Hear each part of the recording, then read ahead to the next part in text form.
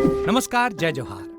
क्या आप भी गवर्नमेंट एग्जाम्स की तैयारी करना चाहते हैं? क्या आप भी मेमोरी टेक्निक्स और ट्रिक्स के जरिए बहुत ही कम समय में स्मार्ट स्टडी करना चाहते हैं? क्या आप चाहते हैं कि सीजी व्यापम टॉपर आपको पढ़ाए? तो डाउनलोड करिए योगेंद्र साहू क्लासेस ऐप। यहाँ 10 से अधिक गवर्नमेंट एग्जाम्स क्रैक करने वाले और सीजी व्यापम टॉप करने वाले योगेंद्र सर सीजीपीएससी और सीजी व्यापम के अंतर्गत होने वाले सभी एग्जाम्स की तैयारी कराएं। तो डाउनलोड करिए Yogendra Sahu classes app to be the best, learn from the best.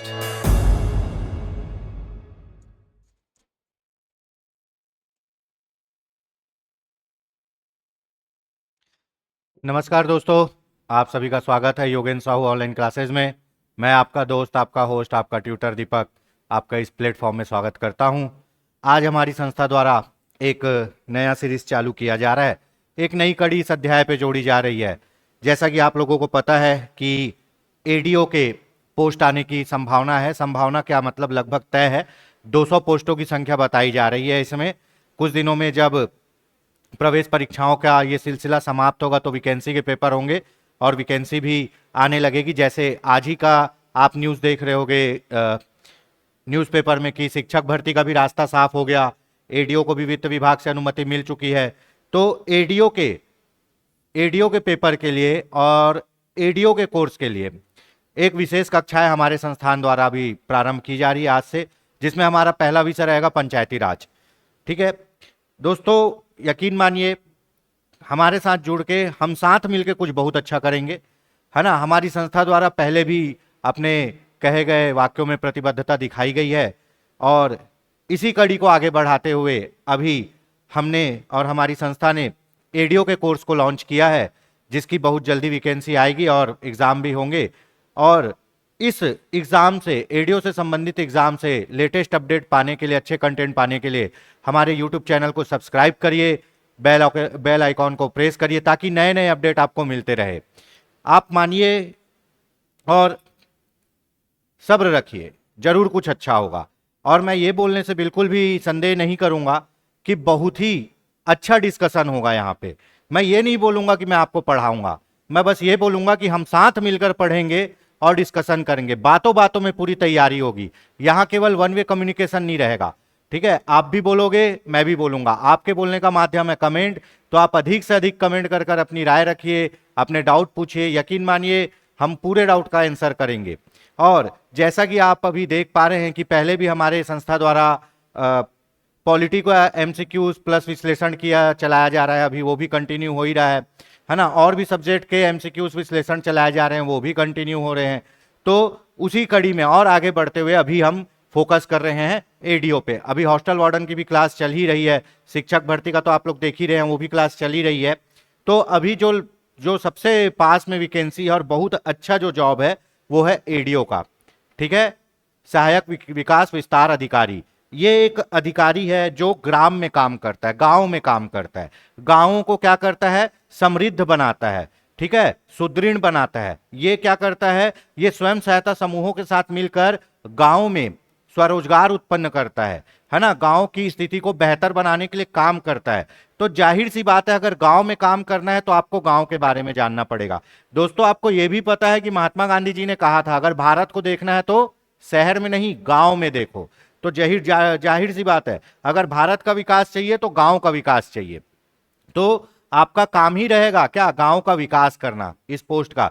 तो इसी में हम पढ़ेंगे क्या, ग्राम पंचायत। ठीक है, मैं एकदम विश्वास के साथ कह सकता हूं कि आप इस क्लास को देख के ये तो जरूर समझ जाओगे कि ग्राम पंचायत हमारे द्वारा अच्छा पढ़ाया जाएगा, जो आपको समझ में आएगा। आप हमारे पुराने भी वीडियो देख सकते हैं। ठीक है, और अगर आपको पढ़ना है तो कंटिन्यू क्लास पर बने रहिए, अंतिम तक वीडियो देखिए, है ना। हमारे एडीओ के कोर्स का लिंक, कोर्स का प्राइस और पूरे डिटेल आपको लिंक में मिल जाएगा। ठीक है, आपको हमारे यूट्यूब चैनल के बायो में मिल जाएगा कि क्या इसकी जानकारी है। आप फोन करके इसके बारे में पता कर सकते हैं, इंक्वायरी ले सकते हैं, कब क्लास हो रही है, क्या क्लास हो रही है। एडीओ का फुल कोर्स कंप्लीट कराया जाएगा, प्लस एमसीक्यू विश्लेषण के साथ कराया जाएगा।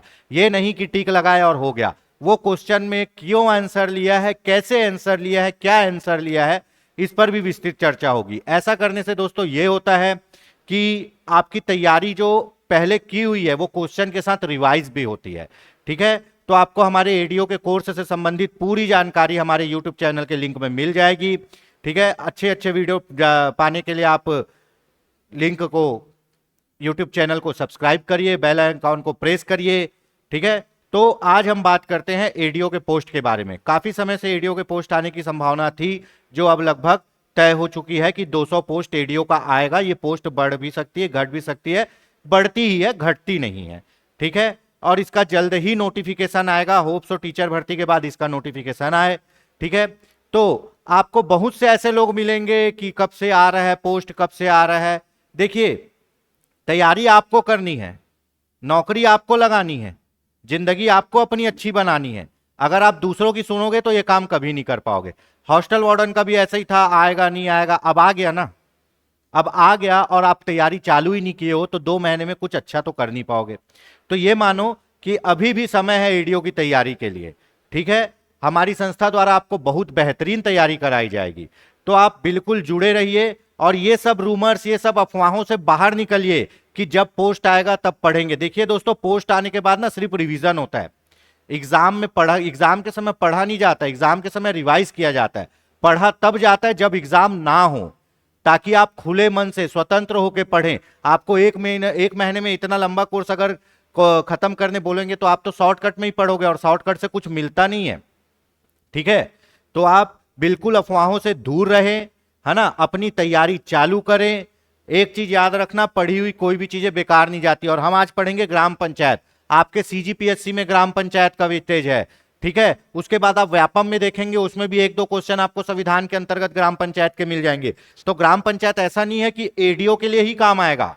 ठीक है, पंचायती राज व्यवस्था ऐसा नहीं है कि एडीओ के लिए ही काम आएगा। ये आपके बाकी एग्जाम में भी उतने ही काम आएगा जितने एडीओ में आएगा। पर एडीओ में ये क्या है, एक कोर सब्जेक्ट है, एक बेस सब्जेक्ट है, जिसमें अपने को डीप में पढ़ना है। तो यहां हम एकदम डीप से तैयारी करेंगे ताकि आपके हर एग्जाम में पंचायती राज व्यवस्था क्या हो, काम आ जाए। तो मैं फिर से यही बोलूंगा कि अफवाहों से दूर रहे और अपनी तैयारी को जारी रखें, क्योंकि ऐसा ना हो कि आप अफवाहों में रहें और लोग तैयारी किए और उनका जवाब हो गया, और आप बोले, आप ये सोच रहे हो, अरे यार मैं काश पहले से पढ़ लेता। देखिए, जिंदगी में सब बोल लेना, लेकिन ये जो काश है ना, ये काश नहीं बोलना है। इसीलिए काश अगर नहीं बोलना है ना, तो आज ही से काम चालू करना पड़ेगा। ठीक है, जब जागो तब सवेरा। मैं अभी भी बोल रहा हूं, समय है, हम बहुत अच्छा कर सकते हैं। तो पोस्ट आएगी ही, एग्जाम होगा ही, और आप अपनी तैयारी करिए हमारे साथ। जैसा कि मैंने बता दिया है, कोर्स का लिंक आपको मिल जाएगा। ठीक है, आपको जो भी क्वेरी चाहिए वो आपको यूट्यूब के लिंक में आपको नंबर भी मिल जाएगा, आप पूछ सकते हैं। और आज हम चालू कर रहे हैं एडीओ की पहली क्लास, और हमारा सब्जेक्ट क्या होगा दोस्तों, हमारा सब्जेक्ट होगा पंचायती राज व्यवस्था। क्या होगा, पंचायती राज व्यवस्था। अब यह बात बताइए कि हमको पंचायती राज क्यों पढ़ना है। देखिए, जैसा कि मैंने बात बताया, एडीओ को काम कहां करना है, ग्रामीण अंचल में करना है। ठीक है, ग्रामीण अंचल में करना है। ग्रामीण अंचल शासित कैसे होता है, पंचायती राज व्यवस्था से शासित होता है। वहां सरकार कैसे चल रही है, पंचायती राज व्यवस्था से चल रही है। तो आपको अगर वहां काम करना है तो उस जगह के बारे में जानना, उस जगह के नियम कानून को जानना, उस जगह के साथ कैसा आपको बिहेव करना है, ये जानना भी बहुत जरूरी है। तो इसी के लिए हमको क्या पढ़ना है, पंचायती राज व्यवस्था पढ़ना है। क्या पढ़ना है, पंचायती राज व्यवस्था पढ़ना है। क्यों, क्योंकि हमको ग्रामीण अंचल में काम करना है, इसीलिए हमारे कोर्स में ये चीज रखा गया है। ठीक है, क्योंकि आपको ये देखा जा सके, आपको ये जांचा जा सके कि आपको कितना नॉलेज है अपने गांव का या आसपास के गांव का जहां आप काम करने वाले हैं। ठीक है, पंचायती राज व्यवस्था, ये मान लो ये एक आधारभूत इकाई है किसकी, ग्रामीण अंचल में सत्ता संचालन की, या ग्रामीण अंचल में सुशासन की, या ग्रामीण अंचल में क्या, आत्मशासन की, स्वयं शासन की। ठीक है, सत्ता के विकेंद्रीकरण की एक इकाई है क्या, ग्राम पंचायत या पंचायती राज व्यवस्था। आप देखे होंगे कि गांव का जो रहन सहन है, गांव का जो जीवन है, वो शहरों से काफी अलग होता है ना। वहां की जिंदगी काफी सरल है, वहां के लोग खुद से अपने आप को, अपने संसाधनों को जुटाने की कोशिश करते हैं।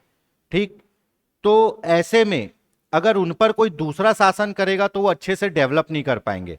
इसीलिए पंचायती राज व्यवस्था को लाया गया, जहां क्या किया गया कि भैया स्वायत्त संस्था के रूप में अब कौन काम करेंगे? गांव के लोग काम करेंगे, जो खुद अपना विकास करेंगे। ठीक है, पंचायती राज व्यवस्था के अंतर्गत ग्राम पंचायतों को बहुत से अधिकार दिए गए, और ये अधिकार क्या है? ये अधिकार उनके विकास के हैं कि वो कैसे विकास करेंगे, कैसे काम करेंगे, कैसे अपने आप को डेवलप करेंगे। इसके लिए खुद अधिकार दे दिया किसको? गांव वालों को, पंचायती राज व्यवस्था को, जिससे वो अपना काम आसानी से कर सके। ठीक है, पंचायती राज व्यवस्था जो है वो गांवों के विकास के लिए प्रतिबद्ध है। इसमें गांव के विकास के संबंध में पूरी बातें कही गई है, गांव के शासन के संबंध में पूरी बातें कही गई है, गांव में किस प्रकार की सरकार बनेगी इसके बारे में पूरी बातें कही गई है। ठीक है, पंचायती राज व्यवस्था का जो अवधारणा है वो नया नहीं है दोस्तों, ये आदिकाल से चले आ रहा है। ठीक है, ये आदिकाल से चले आ रहा है।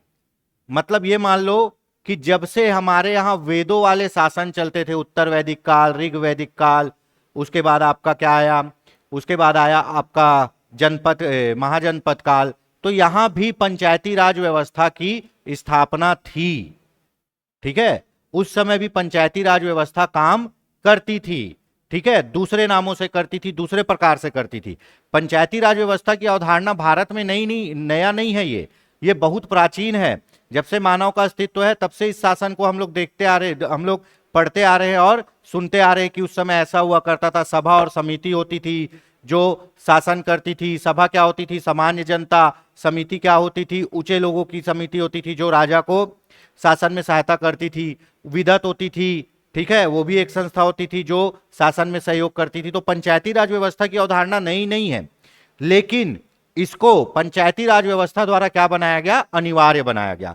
पहले हमारे यहाँ पंचायती राज व्यवस्था अनिवार्य नहीं थी।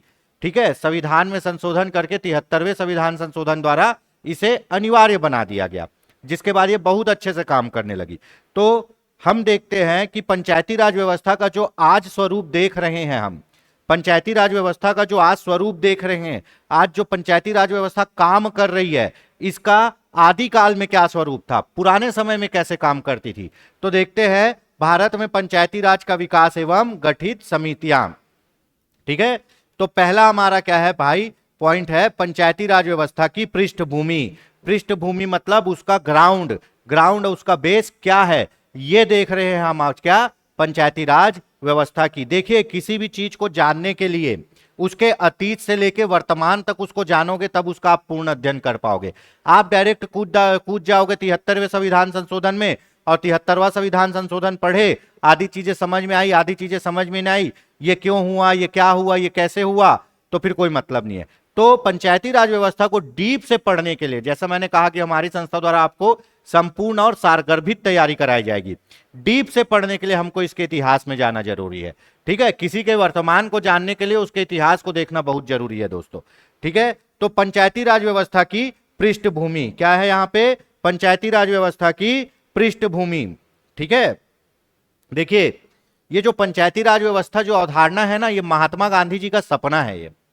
ठीक है, और महात्मा गांधी जी के विचारों को संविधान में कहां शामिल किया गया है? नीति निर्देशक तत्वों में। कहां शामिल किया गया है? नीति निर्देशक तत्वों में।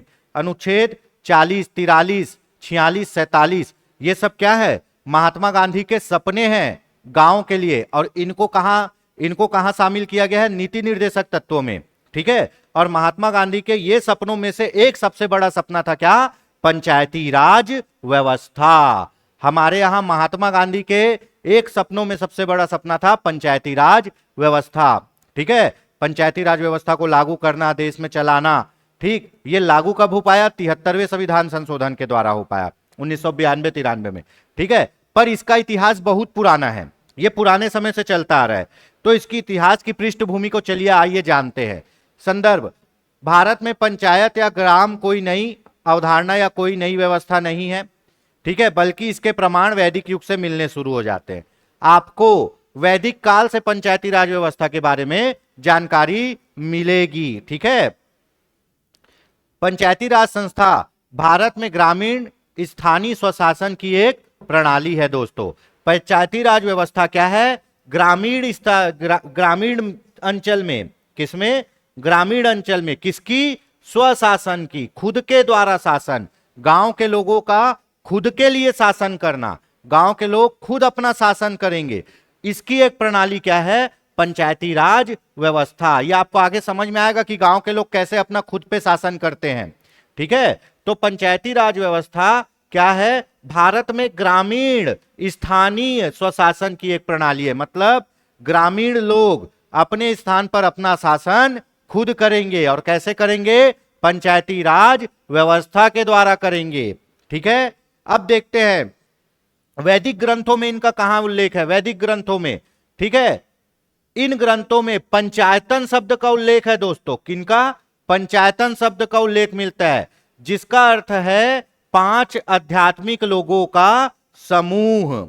ठीक है, पंच परमेश्वर हिंदी में एक पाठ आता था। क्या? पंच परमेश्वर, मतलब जो पंचों के मुंह से कौन बोलता है? परमेश्वर बोलता है।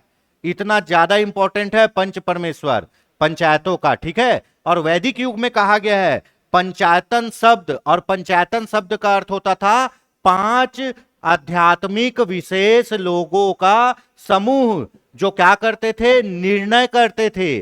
ठीक है, जो क्या करते थे? सत्ता का संचालन करते थे। ये उस समय, कब? वैदिक युग में, है ना, जब वेदों के अनुसार हमारे यहां काम चलता था, ऋग वैदिक काल, उत्तर वैदिक काल, उस समय की बात कही जा रही है कि उस समय एक पंचायतन शब्द मिला है, जिसका अर्थ होता है आध्यात्मिक लोगों का समूह, है ना। और उसी वैदिक ग्रंथों में समितियां मिली है हमको, है ना, ग्रुप मिले हैं, सभा, समिति, विदत। सभा क्या होती थी दोस्तों? सभा होती थी जो राजा बैठता है, और राजा के आजू बाजू जो पूरे कुर्सी लगा के बैठते थे ना, जो मंत्री लोग, उनको मंत्री बोल सकते हैं, राजा बीच में बैठता था, और जो दरबारी लोग बैठते थे उनको बोलते थे सभा, है ना। वो उच्च लोगों की संस्था होती थी। ठीक है, सॉरी, हाँ, राजा जब बैठता था और उसके बाजू में जो कुर्सी लगा के बैठते थे उनको बोलते थे क्या? समिति। क्या बोलते थे? समिति, है ना। ये क्या होती थी? उच्च लोगों की संस्था होती थी। ठीक है, समिति, राजा बीच में बैठता है, आप लोग नाटकों में देखोगे राजा बीच में बैठता है और बाजू बाजू में पूरे कुर्सी लगा के बड़े बड़े लोग बैठे होते, वो राजा के मंत्रीगण सहयोगी होते, उनको बोलते थे समिति। ये उच्च लोगों की संस्था होती है। संविधान में, है ना, संविधान में आपका जो समिति है वो राज्यसभा से है ना। और सभा क्या होती थी? आम लोगों की संस्था होती थी। सभा क्या होती थी? आम जनता की संस्था होती थी, है ना। ये अपने को भी उतना वो नहीं है। और एक विदत संस्था होती थी जो क्या करती थी? ऋग्वेद में वो ग्रामीण अंचलों में शासन करने का काम करती थी। तो आपको हमेशा पूछा जाता है, आपको अर्थवेद में मिलेगा क्या? प्रजापुत्र की पुत्रियां, सभा और समिति, है ना। और विदत ये संस्था होती थी जो पंचायत जैसा उस समय काम करती थी। चलिए आगे देखते हैं। धर्म ग्रंथों में कहां है? ठीक है, धर्म ग्रंथों में देखें तो रामायण के अध्ययन से पता चलता है कि प्रशासन 2 भागों में, पुर, नगर और जनपद, ग्राम में विभाजित था। रामायण में भी, है ना, जहां शहरी लोग, नगर था वहां पुर बोलते थे, और जहां ग्रामीण अंचल था वहां जनपद बोलते थे उस क्षेत्र को। ठीक है, ये हो गया। उसके बाद महाभारत के अध्ययन से पता चलता है कि ग्राम का मुख्य अधिकारी होता था, जबकि 10 ग्रामों का समूह होता था, है ना। अब प्राचीन समय में, ठीक है, जो एक साम्राज्य है वो 4-5 इकाइयों में बटा होता था। ठीक है, जो साम्राज्य है वो 4-5 इकाइयों में बटा होता था। ठीक, जैसे ग्राम, है ना, उसके बाद जनपद, है ना, उसके बाद और ऊपर और सबसे ऊपर साम्राज्य या राज। ठीक है, तो वैसे ही बता रहा है कि महाभारत के अध्ययन से पता चलता है कि ग्रामिक मतलब ग्राम का मुख्य अधिकारी, जबकि 10 ग्रामों का समूह। रामायण में पता चलता है कि एक पुर मतलब नगर और जनपद मतलब ग्राम में विभाजित था।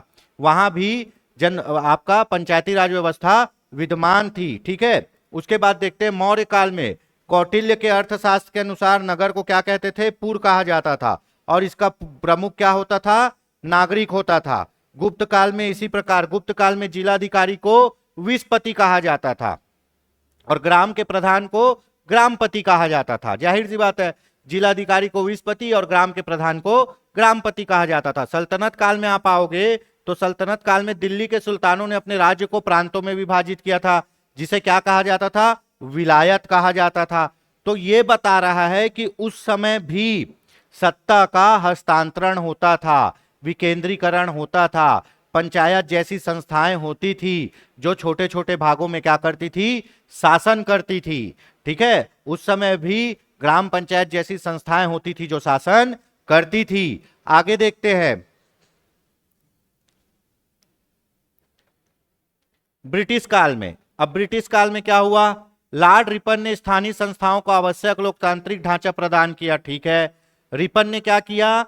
लोकतांत्रिक ढांचा प्रदान किया। इस लोकतांत्रिक ढांचा को भारत के स्थानीय स्वशासन का मैग्ना कार्टा कहा जाता है। लॉर्ड रिपन को भारत में स्थानीय स्वशासन का जनक कहा जाता है। बहुत इंपॉर्टेंट है ये, है ना। भारत में स्थानीय स्वशासन का जनक किसे कहा जाता है? लॉर्ड रिपर को। और अभी हम बात किसकी कर रहे हैं? स्थानीय स्वशासन की बात कर रहे हैं। पंचायती राज व्यवस्था के द्वारा क्या लाया गया? स्थानीय स्वशासन। जहां के लोग रहते हैं वो खुद अपना शासन करेंगे, उसी को बोलते हैं स्थानीय स्वशासन। मैं अपना स्वशासन स्वयं करूंगा, यही है स्थानीय स्वशासन। और भारत में स्थानीय स्वशासन की नींव 1862 में किसने रखी थी? लॉर्ड रिपन ने रखी थी। क्या बनाया था? स्थानीय संस्थाओं को आवश्यक लोकतांत्रिक ढांचा प्रदान किया था।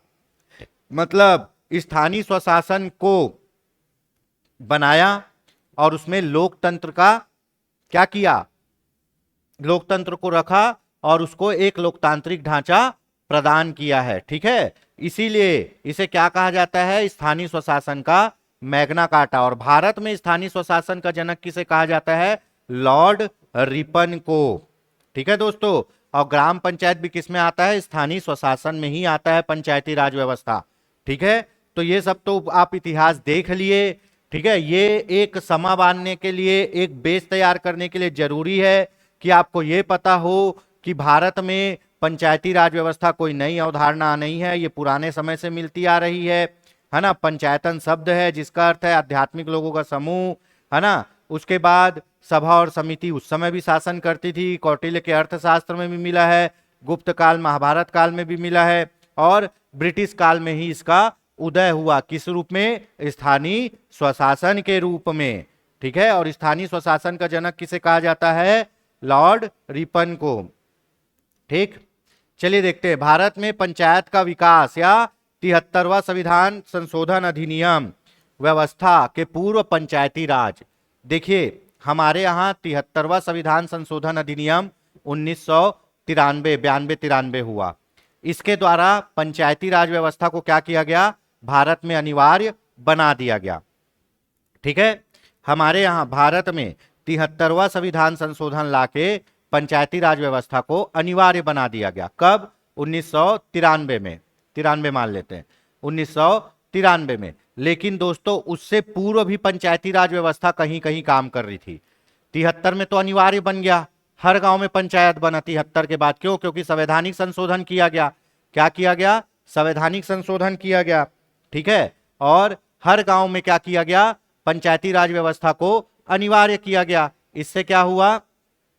इससे सभी गांव में पंचायतें बनी। लेकिन उससे पहले क्या स्थिति थी वो देखते हैं।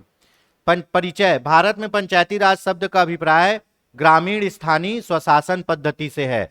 पंचायती राज व्यवस्था द्वारा आप क्या देते हो? स्थानीय लोगों को ये अधिकार देते हो कि वो अपना शासन स्वयं करे। भारत में पंचायती राज शब्द का अभिप्राय स्थानीय स्वशासन पद्धति से है। मतलब आप वहां के लोगों को यह अधिकार दिए हो कि आप अपना शासन स्वयं करो। यह भारत के सभी राज्यों में निचले स्तर पर लोकतंत्र के निर्माण हेतु विधानसभाओं द्वारा क्या किया जाता है? स्थापित किया जाता है। देखिए जी, विधानसभा इसलिए बोल रहा है क्योंकि पंचायती राज व्यवस्था किसका, कौन से सूची में आता है? राज्य सूची में। और पंचायती राज व्यवस्था के संबंध में कानून कौन बनाएगा? राज्य सरकार बनाएगा।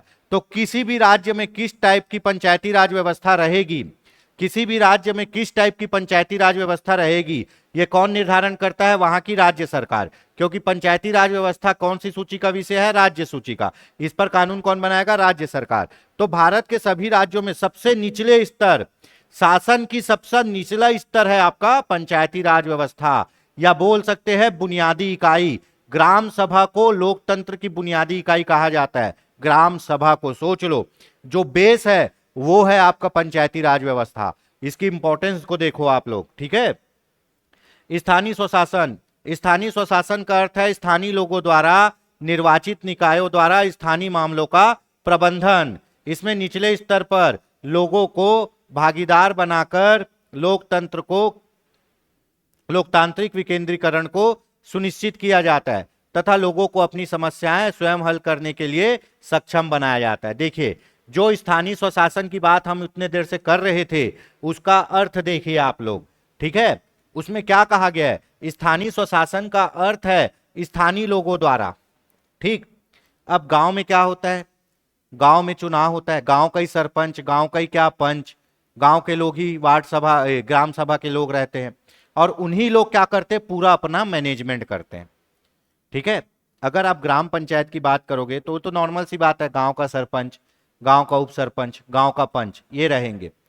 वहां एक संस्था रहती है जिसको बोलते हैं ग्राम सभा, और ग्राम सभा खुद डिसीजन लेती है, साथ में बैठती है। ग्राम सभा का बैठक होगा, सम्मेलन होगा, है ना। और ग्राम सभा में कौन लेते हैं? ग्राम के लोग ही रहते हैं, और उन लोग बहुमत से निर्णय लेते हैं कि हमको क्या करना है और क्या नहीं करना है। ग्राम सभा की बैठक में तो पूरा गांव निर्णय लेता है कि हम अपने आप को कैसे शासित करेंगे, हम अपने लिए क्या करेंगे, हम अपने लिए क्या नहीं करेंगे, हमको अपना विकास कैसे करना है। ये पूरा ग्राम सभा की बैठक में निर्णय लिया जाता है, और उन लोग अपने लिए खुद नियम बना रहे हैं, इसीलिए इसको क्या बोलते हैं? स्थानीय स्वशासन। उन लोग अपने लिए खुद नियम बना रहे हैं, इसीलिए उसको क्या बोलते हैं? स्थानीय स्वशासन।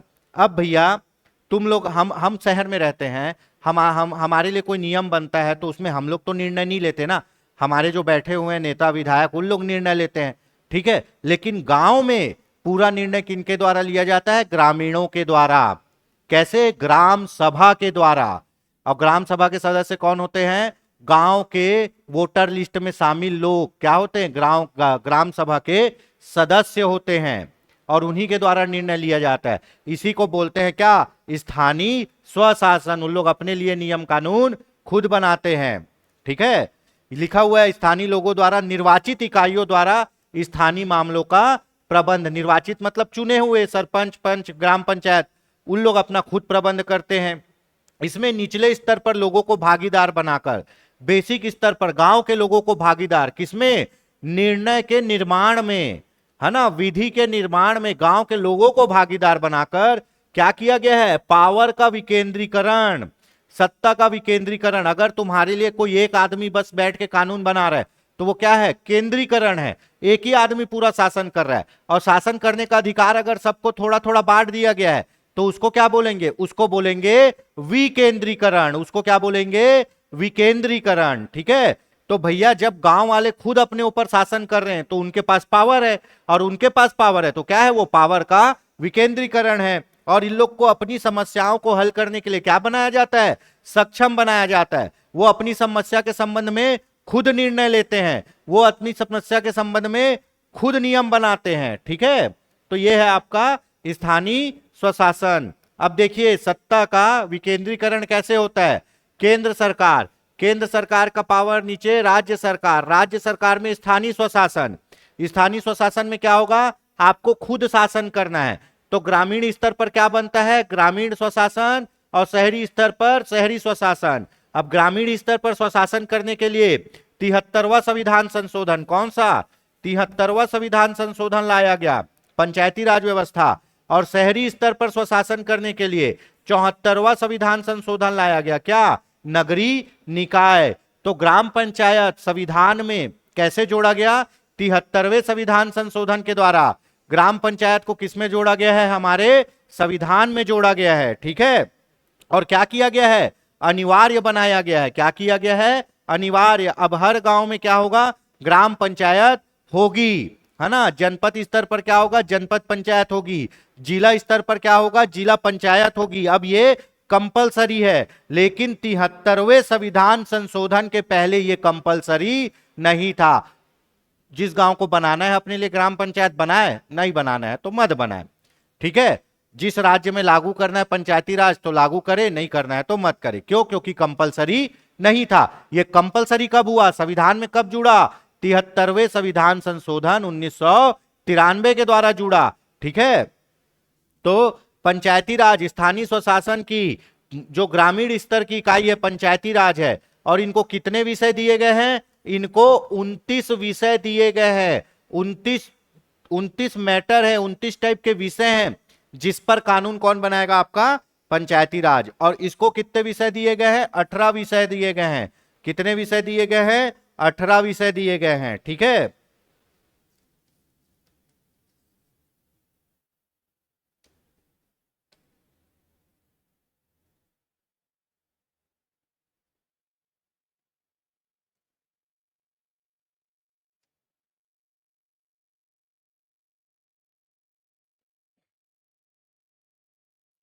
चलिए दोस्तों आगे देखते हैं।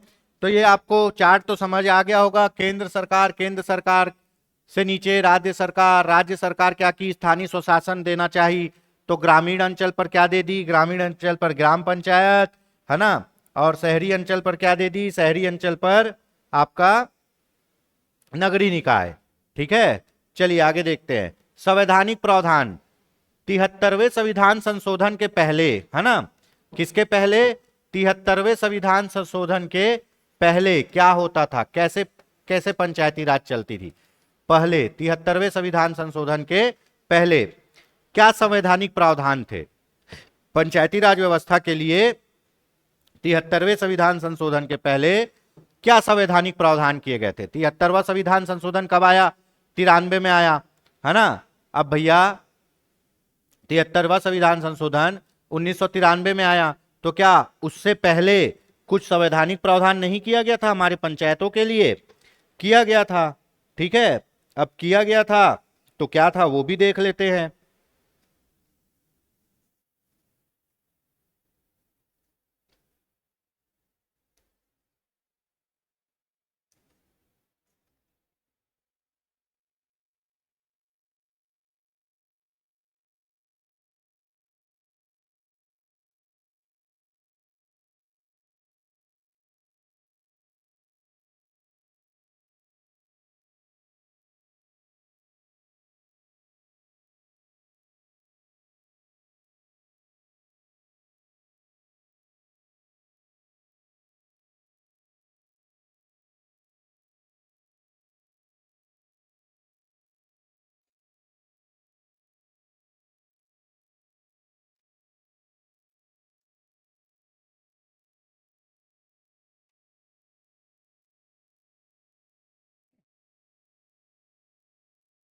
चलिए संवैधानिक प्रावधान 73वें संविधान संशोधन के पहले पंचायती राज व्यवस्था के लिए क्या प्रावधान था ये देख लेते हैं। देखिए आज भी अनुच्छेद 40 क्या, नीति निर्देशक तत्व, क्या नीति निर्देशक तत्व, ठीक है। संविधान के क्या भाग 4, है ना, नीति निर्देशक तत्व। उसमें अनुच्छेद 40 में कहा गया है ग्राम पंचायतों का गठन। नीति निर्देशक तत्व में राज्य ग्राम पंचायतों का संगठन करने के लिए कदम उठाएगा और उनको ऐसी शक्तियां और प्राधिकार प्रदान करेगा जो उन्हें स्वायत्त शासन की इकाई के रूप में कार्य करने योग्य बनाने के लिए आवश्यक है। इसकी कहानी समझिए। आप हमारे पॉलिटी में हमारे साथ पढ़े हो कि जो राज्य के नीति निर्देशक तत्व हैं उसमें जो बातें कही गई है उसको सरकार कब लागू करेगी, अपनी नीतियां बनाने के लिए लागू करेगी। राज्य के जो नीति निर्देशक तत्व हैं उसमें जो बातें लिखी गई है उसको सरकार जब भी अपना कोई नीति बनाएगी तो उसको शामिल करने की कोशिश करेगी। जैसा सरकार के पास संसाधन है उस अनुसार वो उसको शामिल करने की कोशिश करेगी, ठीक है। अगर सरकार नीति निर्देशक तत्व की बातों को नहीं शामिल करती तो उसके लिए आप न्यायालय में नहीं जा सकते, ठीक है। अगर सरकार नीति निर्देशक तत्वों में लिखी गई बातों को नहीं करती है तो उसको लागू कराने के लिए करने के लिए आप न्यायालय में केस नहीं कर सकते। अगर सरकार आपको मौलिक अधिकार नहीं देती है उसके लिए न्यायालय में केस कर सकते हो, क्योंकि मौलिक अधिकार न्यायालय द्वारा प्रवर्तनीय है और नीति निर्देशक तत्व न्यायालय द्वारा प्रवर्तनीय नहीं है। मौलिक अधिकार को न्यायालय जाके लागू कराया जा सकता है, नीति निर्देशक तत्व को न्यायालय जाके लागू नहीं कराया जा सकता। यह बात कहां लिखी गई है? अनुच्छेद 40 में लिखी गई है, और अनुच्छेद 40 हो गया नीति निर्देशक तत्व में आ गया। ठीक है, 36 से 51 क्या है? अनुच्छेद 36 से 51 नीति निर्देशक तत्व है। तो यह चीज कंपलसरी नहीं था। जब संविधान बना तो अनुच्छेद 40 में जरूर लिखा गया है कि ग्राम पंचायतों का गठन करना है। ठीक है, अनुच्छेद 40 में जरूर लिखा गया है कि ग्राम पंचायतों का गठन करना है, और किसमें लिखा गया है? नीति निर्देशक तत्वों के अंदर।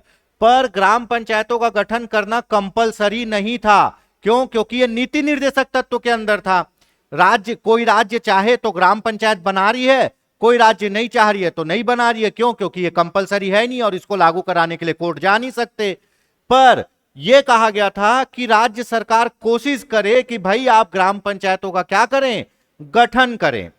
ठीक है, 73वें संविधान संशोधन के पहले, 73वें संविधान संशोधन के पहले भी अनुच्छेद 40 में ग्राम पंचायतों के गठन की बात कही गई है, पर यह कंपलसरी नहीं था कि ग्राम पंचायतों का गठन करे, क्योंकि यह नीति निर्देशक तत्वों में शामिल था।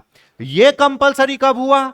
यह कंपलसरी हुआ 73वां संविधान संशोधन 1993 के द्वारा।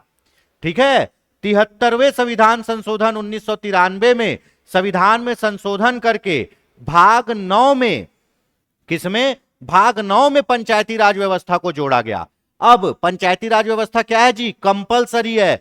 क्यों? क्योंकि एक अलग से पूरा अध्याय जोड़े हैं हम संविधान में कि पंचायत बनाना जरूरी है, और पहले नहीं जोड़े थे, राज्य के नीति निर्देशक तत्व में था, इसलिए कंपलसरी नहीं था। अब उसको अलग से एक अध्याय बना के जोड़ दिए हैं भाग 9 में, है ना। और पंचायती राज व्यवस्था 73वें संविधान संशोधन के द्वारा क्या हो गया है?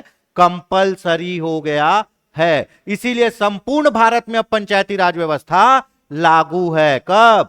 93 के बाद, 1993 के बाद। तो यह आपको संवैधानिक प्रावधान समझ में आ गया। अनुच्छेद 40, अनुच्छेद 40 में कहा गया है नीति निर्देशक तत्व में कि पंचायतों का क्या करना है? पंचायतों का संगठन करना है, पर यह कंपलसरी नहीं था। ठीक है, चलिए आगे देखते हैं। विकास संबंधी कार्यक्रम, है ना। स्वतंत्रता के बाद की अवधि में ग्रामीण क्षेत्रों में आर्थिक विकास और सामाजिक न्याय के साधन के रूप में पंचायतों के बजाय सामुदायिक विकास कार्यक्रम और राष्ट्रीय विस्तार सेवा आरंभ की गई, जिनका उद्देश्य देश का चहुमुखी विकास करना था। देखिए क्या हुआ, आजादी के बाद पंचायती राज व्यवस्था तो कंपलसरी नहीं थी, इसीलिए बहुत से राज्यों ने, किसी भी राज्यों ने, बहुत कम राज्यों ने पंचायत बनाया होगा। पर उस समय गांवों के विकास के लिए विकास योजना चलाई जाती थी।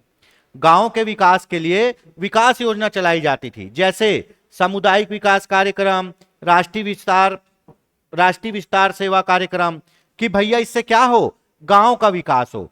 पर इससे जो विकास हम चाहते थे वो विकास नहीं हुआ। ये सब किसके भेंट चढ़ गया? ये सब योजना भ्रष्टाचार के भेंट चढ़ गई, लाल फीताशाही के भेंट चढ़ गई। ठीक है, अब स्वतंत्रता के बाद ग्राम पंचायत बना के विकास करना चाहिए था, पंचायत बना के विकास नहीं हुआ। क्या किए? उसके लिए योजना लाए, सामुदायिक विकास कार्यक्रम, राष्ट्रीय विस्तार सेवा कार्यक्रम। ये सब योजना फेल हो गई, कोई विकास नहीं हो पाया या बहुत कम विकास हुआ। क्यों? क्योंकि वहां कोई है ही नहीं शासन करने वाला, इसको चलाने वाला। गांव में पंचायत ही नहीं है, कौन देखेगा? अधिकारियों के भरोसे ये योजना चली, पूरी योजना लाल फीताशाही और भ्रष्टाचारी के विरुद्ध, भ्रष्टाचार के भेंट चढ़ गई, इसीलिए ये फेल हो गया। ठीक है, आज के लिए इतना ही। नेक्स्ट क्लास में करेंगे कंटिन्यू। कमेंट करके बताइए आपको ये क्लास कैसी लगी, है ना। आपके कमेंट से ही हम और नए नए कंटेंट इसमें शामिल करेंगे। आपको कुछ भी डाउट होगा तो आप कमेंट में पूछ सकते हैं, हम बिल्कुल रिप्लाई करेंगे। ठीक है, यकीन मानिए हम साथ मिलकर कुछ बहुत अच्छा करेंगे। अपनी तैयारी को जारी रखिए, अफवाहों से बाहर निकलिए और अपनी तैयारी को पुख्ता करिए। ठीक है, जय हिंद, जय भारत, जय छत्तीसगढ़।